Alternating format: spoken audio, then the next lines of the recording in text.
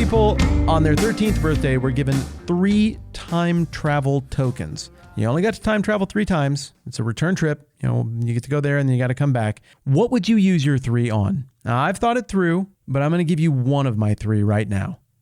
I would use it to go and see the famed White City that happened at the Chicago World's Fair in 1893. It was this city of largely fake marble that was like the advent of the modern world. It was this beautiful, incredible, majestic human accomplishment that was in an age of elegance and romance, and more people than lived in America at the time went to this World's Fair. It's not like you think of World's Fairs now. It was an unbelievable moment, and I would have loved to have seen the values and the ethics and the productivity and the language and the style and the feel of that moment, to walk those streets, to walk under electric street lamps for one of the first times in American history, to see this Greek Roman style city rising in front of Lake Michigan with this beautiful elaborate lagoon and all of these various buildings that pay homage to the great cultures around the world.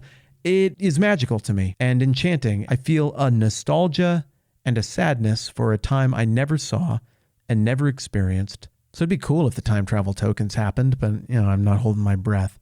Here's the deal. When we get to the beginning of Matthew chapter 5, we are hearing about a kingdom that takes my breath away in the same way. I'm hearing about something that solves every problem and fixes everything that stresses me out and that's hard about the world. And even though I don't have time travel tokens, this is one that the text holds out as being accessible. You can go to there. There can come to you. But it's a little bit tricky to see, and it's a little bit tricky to understand. And the question of what this kingdom is a central theme of the Gospel of Matthew.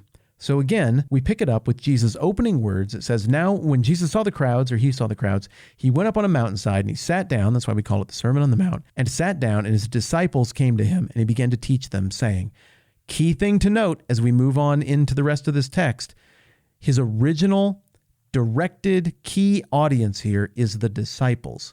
So he's teaching people who he's already called, who have already bought in, who would want to know what this kingdom is about. The crowds are there and they're listening in, but you got to understand that.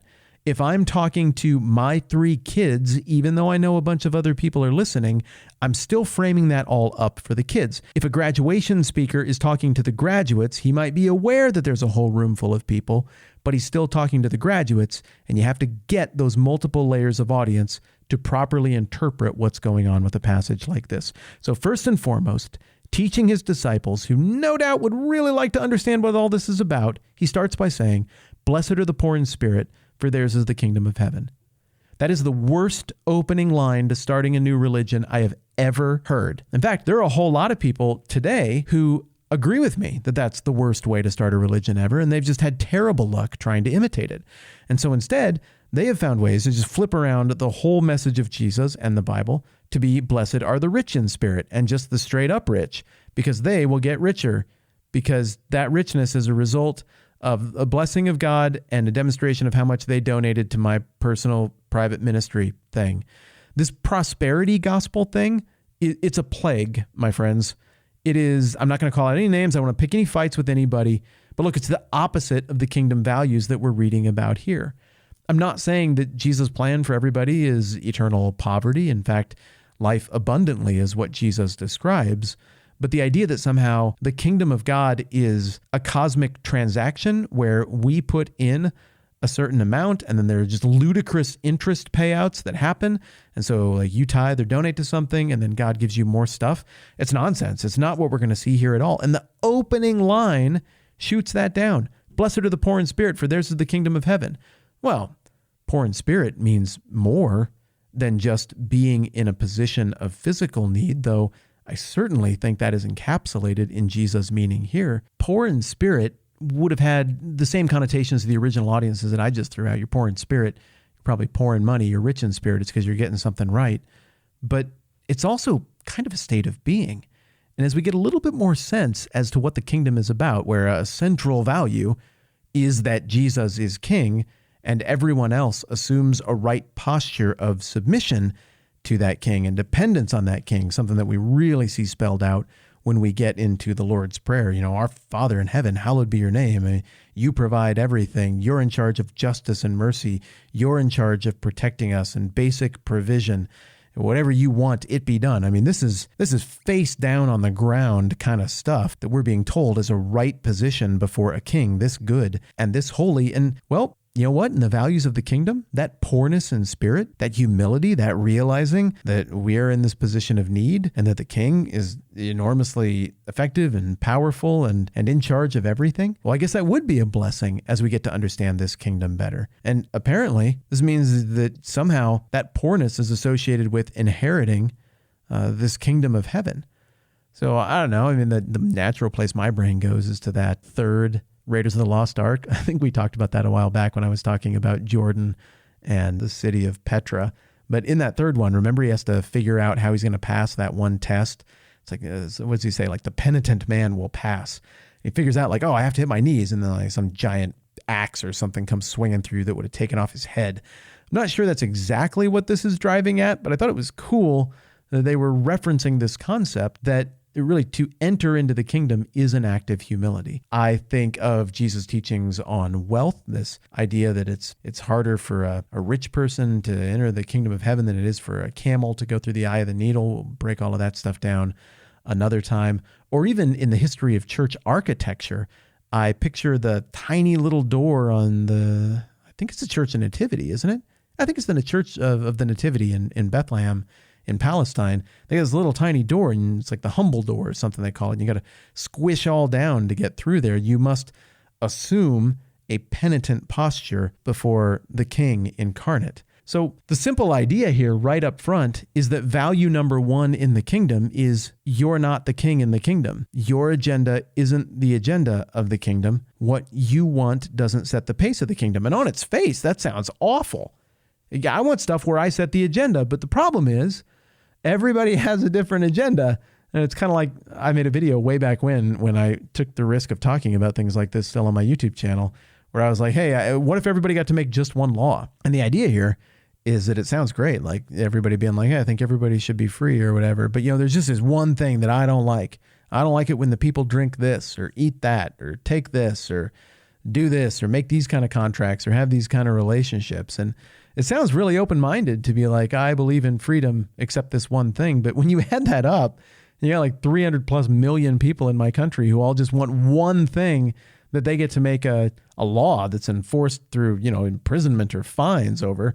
Well, then you have a horrifying fascist police state if you do that. And at some point, you got to let go this impulse, this imagined right to control other people. That's what I was arguing. You can think I'm wrong on that if you want to. You may have a point. But here, the same thing applies. If everybody comes to the kingdom with just one thing that we're rich in spirit about, and we're like, I want to set just this one part of the agenda, well, it's not going to work. Everybody gets one of those things. You're going to have a cluttered mess. No, there's one agenda as we see this kingdom being laid out, and I think the original audience would have got it, and I think we're capable of getting it, and that is the agenda of the king. Full stop. He says how it is, and then we participate in that. And in that state of poorness in spirit, rejecting our imagined right to be in charge, accepting the idea of the true king and the true kingdom, accepting a posture of humility and being aware of our state of enormous need that is more thoroughly fleshed out, once again, by the language of the Lord's Prayer coming up in the next chapter. You assume that posture, not only you are a lot more likable around other people, but at that point, it would seem that you are now prepared to embrace the rest of this upside-down kingdom and weird currency that we see described moving forward in the document. Last thing, I've been telling you about my buddy Shane. We live in the same neck of the woods. We met through some school stuff, and he's doing this Psalms project. It's just all the Psalms put to music. It's really good. And I realized I've been describing it to you, but it's music. I could just play some of it for you. So I'm going to play some of his stuff on the way out the door. You can get it in the show notes, Spotify, Google it, whatever. Just go look it up. You'll love it. I'm Matt. This is the 10-Minute Bible Hour podcast. More on these Beatitudes and the Sermon on the Mount coming up next time.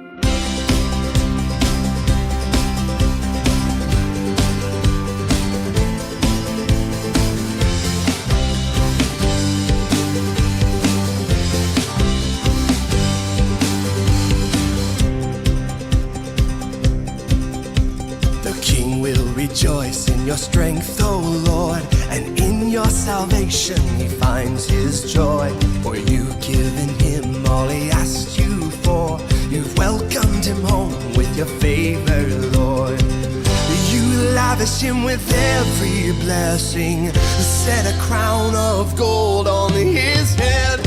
He cried out and you granted life forever. Be exalted in strength, oh my God. We will sing and praise your power. We will sing and praise your power. His glory is great in your victory. You've clothed him in splendor, in majesty. He joys in your presence, he trusts in you. Through your perfect love, he will not be moved. Your hand will grasp all your enemies. You'll seize the ones who hate you and banish them with your fire, all consuming. Be exalted in strength, oh my God. We will sing and praise your power. We will sing and praise your power. Their offspring you will now end, and their descendants from the sons of men. For evil they planned against you, Father, but it's a plot they cannot perform. You'll make them flee in fear. You'll aim your arrows at their faces. Be exalted, be exalted. You have overcome. Be exalted in strength, oh my God. We will sing and praise your power. We will sing and praise. Be exalted in strength, oh my God. We will sing and praise your power. We will sing and praise your power. Oh,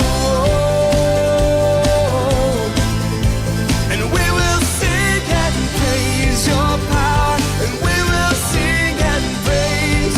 Be exalted in strength, oh my God. We will sing and praise your power. We will sing of your great power. We will sing and praise your